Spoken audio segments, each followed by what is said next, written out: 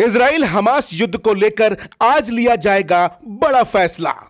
फिलिस्तीन के समर्थन में अमेरिका करेगा वीटो पावर का इस्तेमाल। इजरायली सेना को पीछे हटने के लिए अल्जीरिया करेगा मजबूर। क्या दुनिया के सामने झुकेंगे बेंजामिन और क्या 57 मुस्लिम देशों के इस प्रस्ताव पर सहमति दिखाएंगे इजराइल। इजराइल और हमास के बीच चल रहे लंबे युद्ध को लेकर आज एक बड़ा फैसला लिया जाएगा।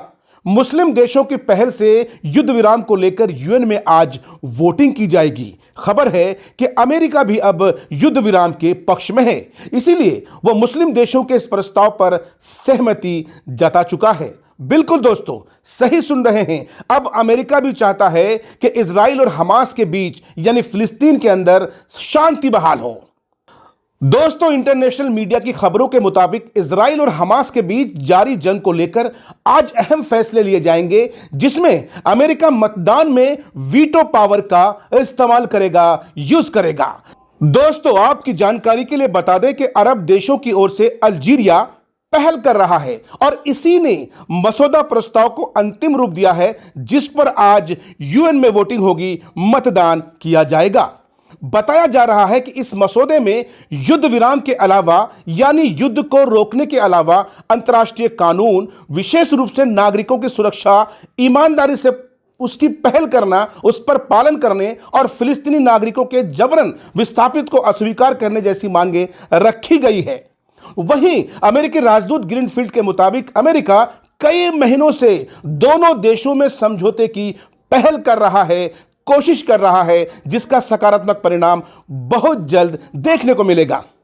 अमेरिका के मुताबिक इस समझौते के तहत कम से कम 6 महीने दोनों देशों के दरमियान शांति बनी रहेगी और इसी दौरान मुकम्मल तौर पर युद्ध विराम के रास्ते तलाशे जाएंगे। अमेरिका के मुताबिक राष्ट्रपति जो बाइडेन पिछले सप्ताह इजराइल के पीएम बेंजामिन नेतन्याहू से कई बार मुलाकात कर चुके हैं, बातचीत कर चुके हैं और बीच का रास्ता तलाशने की पहल हो रही है, कोशिश हो रही है। दोस्तों, यूएन में आज की वोटिंग काफी महत्वपूर्ण रहेगी। 57 मुस्लिम देश लगातार इस कोशिश में है कि युद्ध पर विराम लगे, लेकिन इजराइल और अमेरिका के सामने वो कमजोर पड़ जाते हैं। देखते हैं इस बार की पहल का क्या परिणाम निकलता है, क्या रिजल्ट निकलता है। दोस्तों, आपको बताते चलें कि 7 अक्टूबर 2023 के बाद से गाजा में इजरायली बमबारी के कारण तकरीबन 27,500 से अधिक फिलिस्तीनी मारे जा चुके हैं। गाजा में ज्यादातर मौतें महिलाओं और बच्चों की हुई है और इस दौरान सैकड़ों मस्जिदें, चर्च, स्कूल, कॉलेज, अस्पताल जमींदोश हो गए और यह सिलसिला अभी भी जारी है।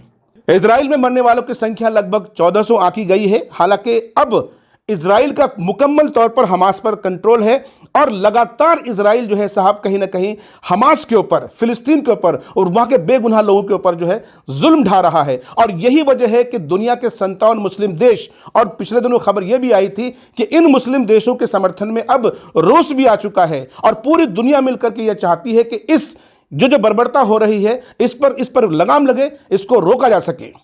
और इसी के पेश नजर आज यूएन में वोटिंग होगी। हालांकि अब अमेरिका तैयार हो चुका है। जाहिर है अमेरिका बॉस है, अमेरिका चाहेगा तो इजराइल को बात माननी होगी। खैर, बहरहाल हम दुआ करते हैं कि देश और दुनिया में अमन शांति बहाल रहे और पूरी दुनिया के अंदर एक मोहब्बत का पैगाम वो जारी होना चाहिए, हर जगह पहुंचनी चाहिए, क्योंकि दुनिया मुख्तसर है, जिंदगी मुख्तसर है।